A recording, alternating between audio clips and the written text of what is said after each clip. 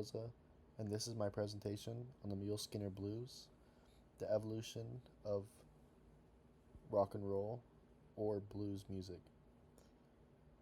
I'll be talking about four different versions of this song from the Ken Burns country music documentary, explaining how each version changed over time and helped shape both country and rock.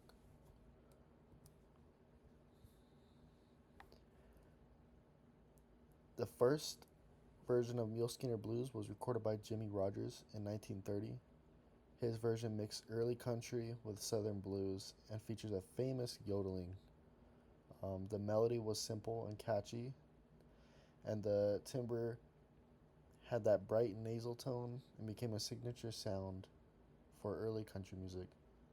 This version reflected 1930s working class in the South and helped many lay a foundation of the mix of country music and blues that would later on influence rock and roll. This is him right here. Um, Now we're talking about Bill Monroe, 1940s.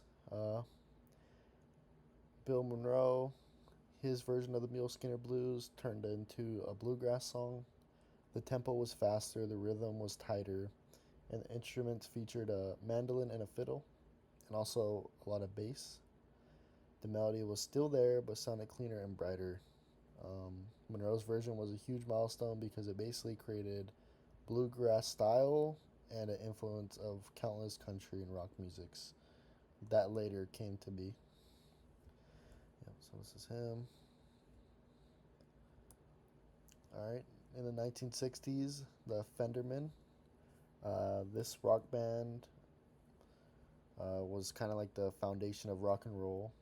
They brought in electric guitars and drums, giving the rock and roll signature touch. The melodies stay recognizable, but the timbre became sharper and louder. This version showed how country music was evolving with times and blending the new rock and roll that sound defined in the 1960s. This is them. All right, now we're going to talk about Dolly Parton in the 1970s. In the 1970s, Dolly Parton created her own version of the Mule Skinner Blues. Her voice was very powerful and bright and very expressive, giving the song almost a new personality and almost a brighter energy. The melody was bluegrass form, but the rhythm was smoother and reflecting Nashville's country sound. Dolly's version represented a cultural shift, with women taking a bigger role in country music and just media in general. All right, I'm going to go over the comparison. When comparing all these versions, the melody almost stays the same, but the rhythm and the timbre definitely took a different toll. Um, Jimmy Rogers brought the country blues music, and Bill Monroe made a bluegrass kind of thing.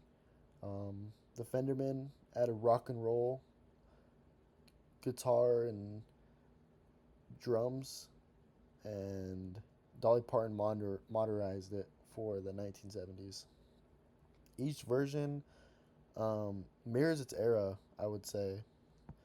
Uh, Goes from the Depression era to post war to pop country, and it just shows how every song displayed its time. Um, so yeah, those are some of the differences. Same song, but just different feel and different background.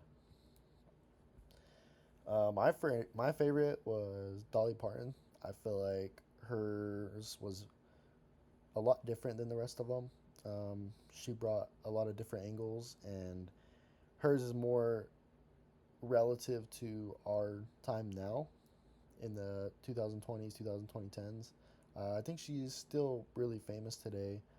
Um, and yeah, I like her music.